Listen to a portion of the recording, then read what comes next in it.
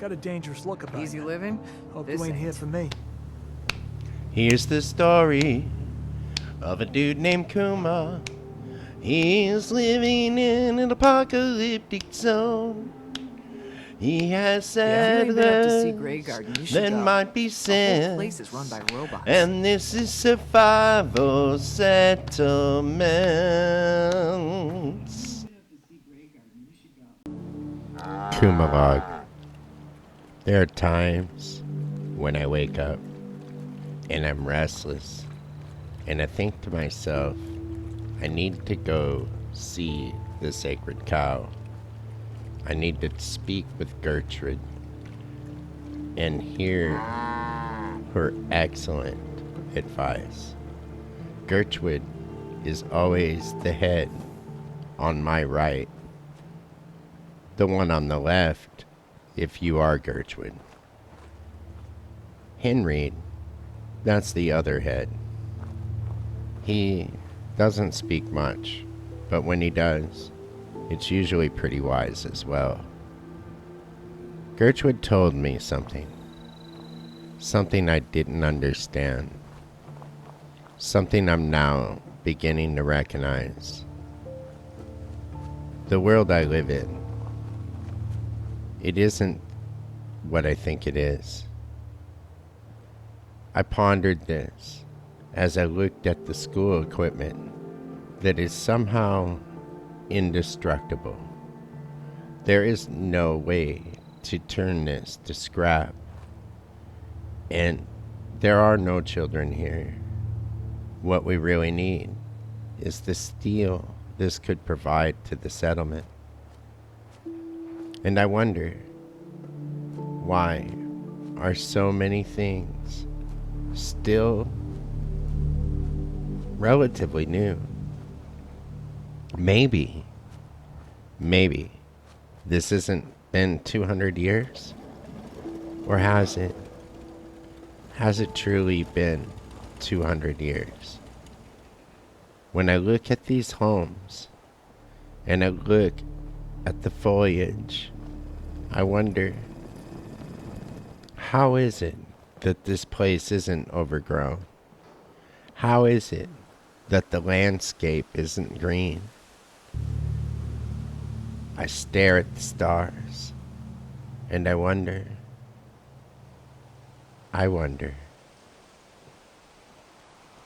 It all started when I met Lucy Abernathy, and having been freshly frozen and just being on the thaw, which isn't quite on the mend, I met Lucy, and my infatuation with her grew, and I don't know if it was her melons or if it was her, but what I do know is that fascination became a springboard, a catalyst, a driving force behind me.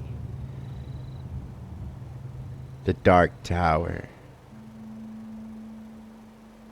I built this with my own hands, my sweat, and though I can't even shoot this thing from 100 yards away, I am still astounded by the sheer magnitude, the sheer scope of this building.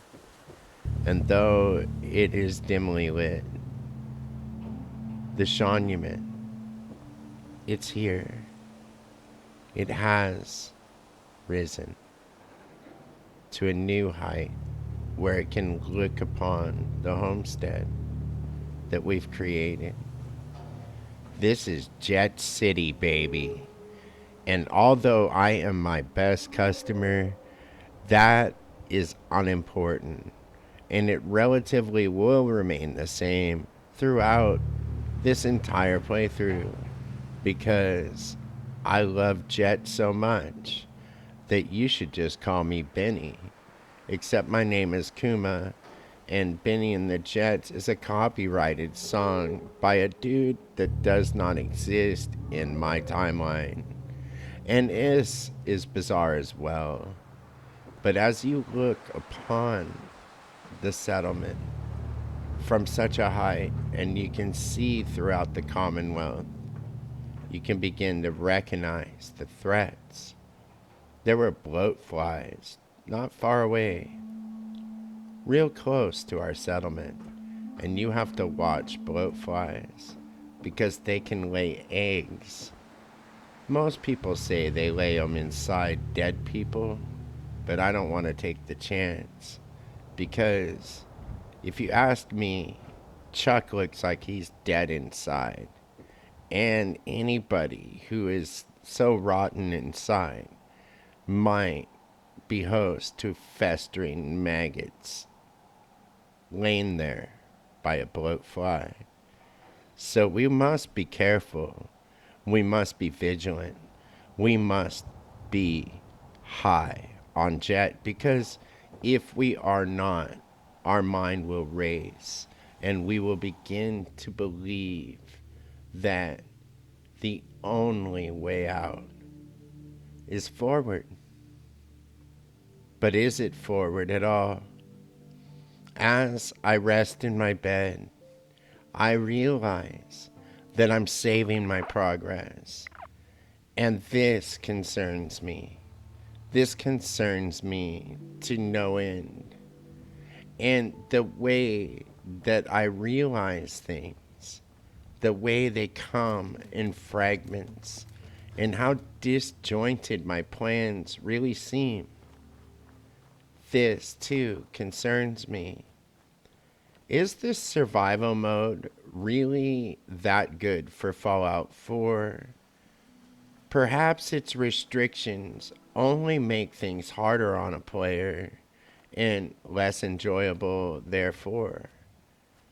After all, accessing a good weapon in survival mode is of paramount importance, but really, rumor has it that there's a place they call themselves the Railroad, and I put my ear to the ground, and it seems that there is a character, I guess you would call an NPC named Nick Valentine, and that man, I think, was downloaded into a mainframe and then offloaded into a synthetic robotic thing full of wires, the same as what I realize now.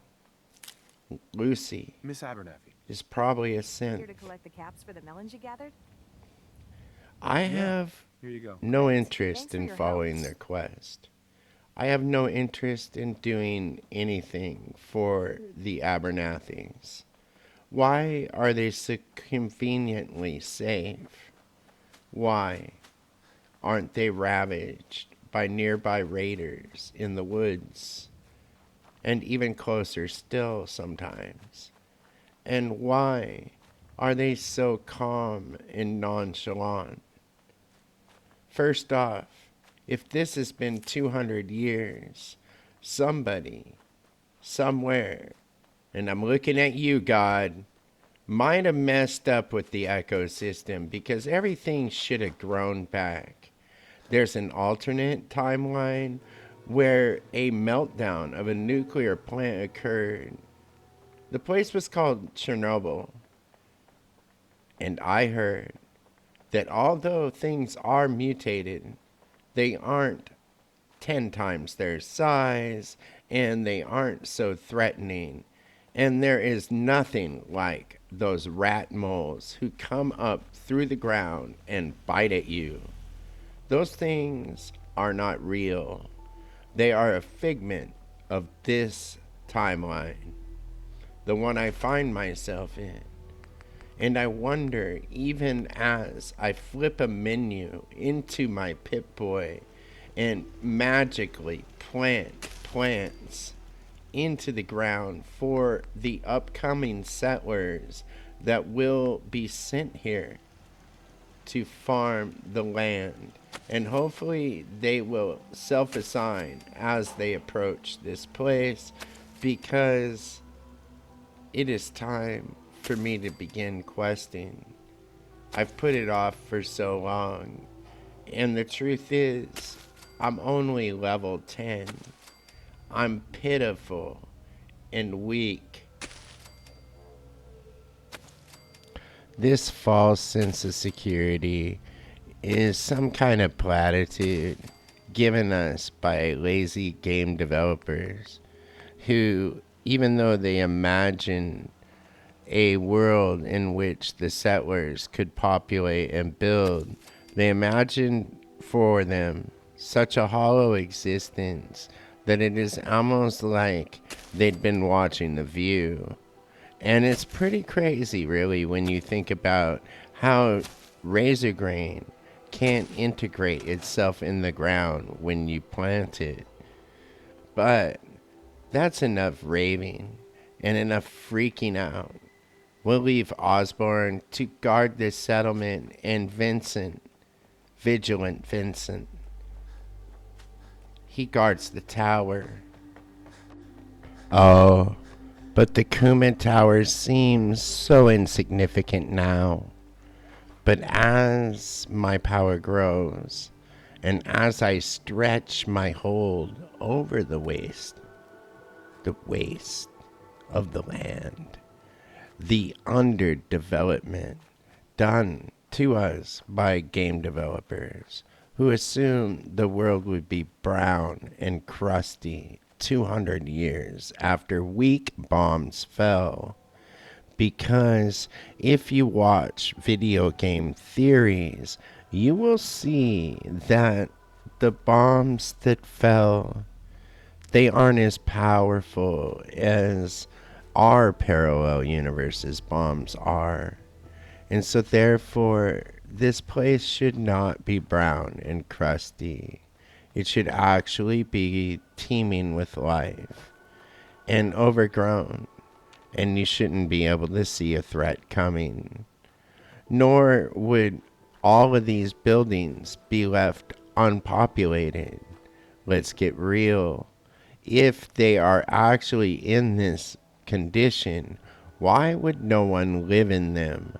Why would they choose to build a Chuck shack like the one Chuck lives in at Sanctuary instead of living inside one of these homes? The answer? Lazy developers. And why don't the settlers take over places like this, repopulate them, begin to farm in them, and build defenses against the ugly things the wasteland has to offer? And by ugly things that the wasteland has to offer, I don't mean that chick Trudy who works at Drumlin Diner. Not at all. She is an awful offering, but that, again, may just be lazy game developers. If you had seen some of the things that I've already seen, you would start to wonder, is this a game at all? Yes, it is. This isn't real life. There's no way. There is no freaking way this is real life.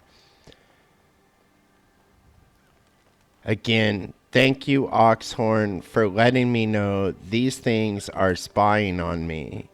I really, really hate the Institute and its crows.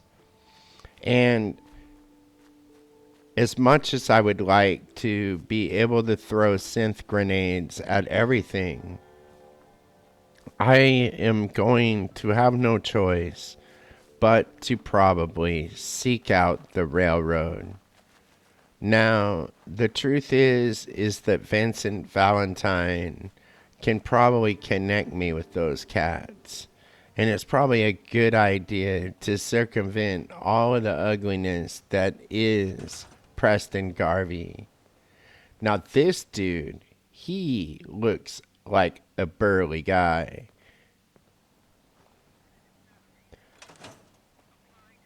I think he just told me his name was Conrad. Oh, fuck. It is an iBot. Oh, no. Oh, no. Oh, no. Oh, no. Oh, no. Dude, I can't hit him. I can't hit him. It's missing, and it's missing. Wow. Thank you, Lord, for showing me the truth. Oh, my God. Thank you, Conrad. Dude. He already has his weapon put away. This guy is a stud. He's like, no problem. And I totally just hosed that. I couldn't even kill that thing at all. Not that it was alive. And sometimes I even wonder if I'm alive. I mean, after all, am I just living some kind of wide awake dream? I don't even know what I'm doing. But sometimes I wonder, 'cause of Grandpa. Like Grandpa, when he appeared to me in those dreams, and he showed me the things on those TV screens, and I saw glimpses of the world he lived in, I started to wonder, was Grandpa put into a simulation? Am I in a simulation? Will Sinead's hair ever grow back? Is Shayna a good kisser? I don't know. The truth is hard to find. I don't know. But all I know is I'm a little bit afraid. I'm afraid of the truth. And fighting that iBot showed me something. It showed me something I really don't want to admit. But I might not be ready to kill anything. And I might not make it through this.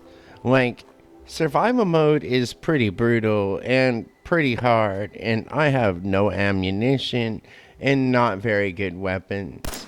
So let's test me out on weaker stuff. I mean, you know, ghouls are supposedly weak. Let's try killing a few ghouls. I mean, what could go wrong? I mean, after all, I have the backing of Sanctuary now, and that's something. I own a melon farm.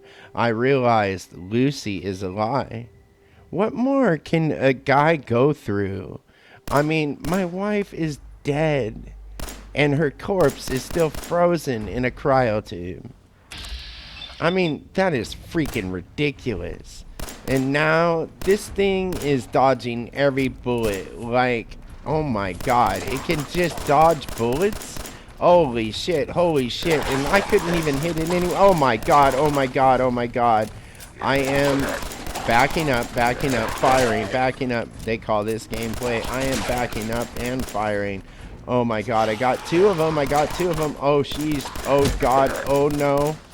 Oh no. These things move insanely fast. They are creepy, dude. Like George Romero, watch out, bro. Oh my god, this thing is not letting me live. It is not. I gotta take it. Stim pack. Oh my god. It takes so long for the stim pack to work. I'm in trouble. Oh god. Oh. The truth is hard to find. A good friend is hard to find. I don't mind people grinning in my face. I don't mind people grinning in my face. You know, you can lose your mind. The big old truth ain't hard to find. A good friend can't be left behind. A good friend is hard to find.